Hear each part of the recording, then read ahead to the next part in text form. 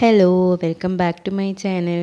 എല്ലാവരുടെ വിഷു ഒക്കെ എങ്ങനെ ഉണ്ടായിരുന്നു? പ്രാവശ്യത്തെ ഞങ്ങളുടെ വിഷുവിന് ഒരു പ്രത്യേകത ഉണ്ട്. അക്കുവിൻ്റെയും വിധുവിൻ്റെയും പിന്നെ ഇച്ചുട്ടൻ്റെയൊക്കെ ആദ്യത്തെ വിഷുവാണ്. അതുകൊണ്ട് തന്നെ ഞങ്ങൾ എല്ലാവരും ഒരുമിച്ച് കൂടണം എന്ന് വിചാരിച്ചിട്ട് പെട്ടെന്ന് അങ്ങനെ വലിയ പ്ലാനൊന്നും ഇല്ലാണ്ട് വിഷു കൂടാന്ന് വിചാരിച്ചിട്ട് അനീഷേട്ടൻ്റെ വീട്ടിൽ വെച്ചിട്ടായിരുന്നു ഇപ്രാവശ്യം വിഷു ആഘോഷിച്ചത്. കുറേ നാളുകൾക്ക് ശേഷമായിട്ടാണ് ഞങ്ങളിങ്ങനെ കൂടുന്നത്. ഞാൻ പ്രഗ്നൻ്റ് ആയതിൻ്റെ ശേഷം പിന്നെ ഞാനും ചേച്ചിയും ചേട്ടന്മാരും ഒന്നായിട്ട് അങ്ങനെ ഒരുമിച്ച് അങ്ങനെ നിൽക്കാനുള്ള സാഹചര്യമൊന്നും ഉണ്ടായിട്ടില്ല. അതുകൊണ്ട് തന്നെ ഞങ്ങൾക്ക് വളരെ സ്പെഷ്യൽ തന്നെയായിരുന്നു ഈ പ്രാവശ്യത്തെ വിഷു. എൻ്റെ ഒരു ഓർമ്മയിൽ എൻ്റെ വീട്ടിൽ കണി വെച്ചിട്ടില്ല ഇതുവരെയായിട്ടും. ഞങ്ങൾ കണി കാണുന്നുണ്ടെങ്കിൽ തന്നെ നാട്ടിലെ കണി പുലർച്ചെ നേരത്ത് കൊണ്ടുവരും. അപ്പോൾ അതായിരുന്നു കാണാറ്. അല്ലാതെ വീട്ടിൽ തന്നെ പ്രത്യേകിച്ച് കണി ഒരുക്കങ്ങളൊന്നും നടത്താറില്ല. പക്ഷേ ചേച്ചിയുടെ വീട്ടിൽ അങ്ങനെയല്ല, എല്ലാ കൊല്ലം കണിയൊക്കെ വെക്കണ കൂട്ടത്തിലാണ്. അപ്പോൾ പിന്നെ ചേച്ചിക്ക് ഭയങ്കര ആഗ്രഹം 3 പിള്ളേരേനും കണി കാണിക്കണം, ആദ്യത്തെ വിഷുവല്ലേ. അപ്പോൾ ചേച്ചിയുടെ ഒരു ഇൻട്രസ്റ്റ് എടുത്തിട്ട് ചേച്ചി തന്നെ ഒരുക്കിയതാണ്. ഒരു ചെറിയൊരു കണിയൊക്കെ ഞങ്ങൾ ഒരുക്കി. പിള്ളേരുടെ മാത്രമല്ല, എൻ്റെ ആദ്യത്തെ ഒരു വീട്ടിൽ ഒരുക്കിയിട്ടുള്ള ഒരു കണി കാണുന്നത് ഇപ്രാവശ്യമാണ്. രണ്ടുപേരും നല്ല ഉറക്കത്തിലായിരുന്നു. ഒരു 5 മണി നേരമൊക്കെ ആയപ്പോൾ രണ്ടുപേരും വിളിച്ച് കണി കാണിപ്പിച്ചു. രണ്ടുപേരും ഉറക്കത്തിൽ നിന്ന് എണീറ്റ് കഴിഞ്ഞാൽ നല്ല വാശിയുള്ള കൂട്ടത്തിലാണ്. പക്ഷേ കണി കണ്ടപ്പോൾ അവർ വാശി കാര്യങ്ങളൊന്നും കാണിച്ചില്ല. ഇതെന്താ ഇവിടെ നടക്കണതെന്ന് വെച്ചിട്ട് നോക്കിയിരിക്കുകയായിരുന്നു രണ്ടുപേരും. പിന്നെ അതിൽ കണ്ട സാധനങ്ങളൊക്കെ എത്തിപ്പിടിക്കാനുള്ള ശ്രമത്തിലായിരുന്നു കുറച്ച് അങ്ങോട്ട് കഴിഞ്ഞപ്പോൾ. പിന്നെ അവിടെ നിന്ന് അങ്ങോട്ട് വിഷു കൈനീട്ടത്തിൻ്റെ സമയമാണ്. എല്ലാവർക്കും വിഷു എന്ന് പറഞ്ഞാൽ വിഷു കൈനീട്ടല്ലേ. എനിക്ക് ഓർമ്മയിൽ എൻ്റെ വിഷു എന്ന് പറയുമ്പോൾ വിഷു കൈനീട്ടന്നെ ആദ്യം ഓർമ്മ വരിക. രണ്ടുപേർക്കും അനീഷേട്ടൻ്റെ വക ആദ്യം കൈനീട്ടം കൊടുത്തു. പിന്നെ അവിടെ എല്ലാവരും കൈനീട്ടം കൊടുത്തു. പിന്നെ അതൊന്നും ക്യാമറയിൽ പകർത്താൻ എനിക്ക് പറ്റിയില്ല. ഇച്ചുട്ടനായാലും ഇച്ചുട്ടനെ ഇരുത്താൻ ആയിട്ടില്ല. അപ്പോൾ ഇച്ചുട്ടൻ അവിടെ ചേച്ചിയുടെ കയ്യിൽ ഇരിക്കുന്നുണ്ട്, ബാക്കിൽ നിൽക്കുന്നുണ്ട്. പിന്നെ വീഡിയോയിൽ എല്ലാവരും പെട്ടിട്ടില്ല.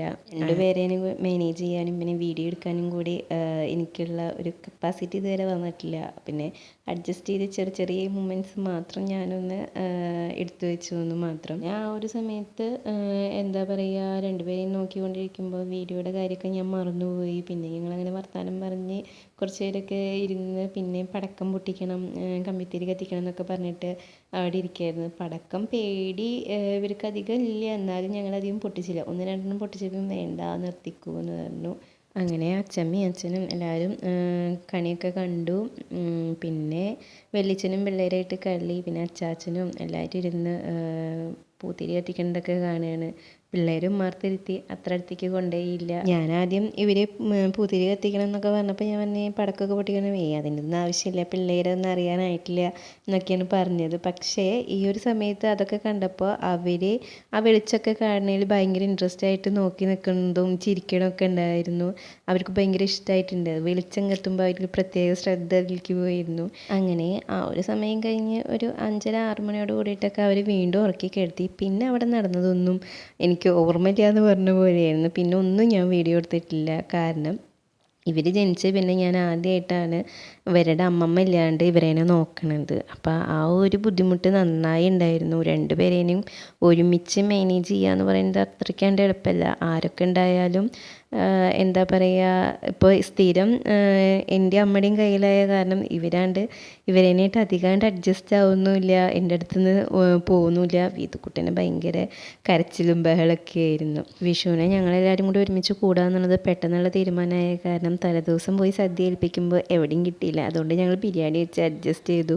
അവിടുത്തെ അമ്മ അവിടെ ഉണ്ടായിരുന്നില്ല. ഉച്ച കഴിഞ്ഞിട്ട് ഞങ്ങൾ പോരാറാകുമ്പോഴാണ് വീട്ടിലെത്തിയത്.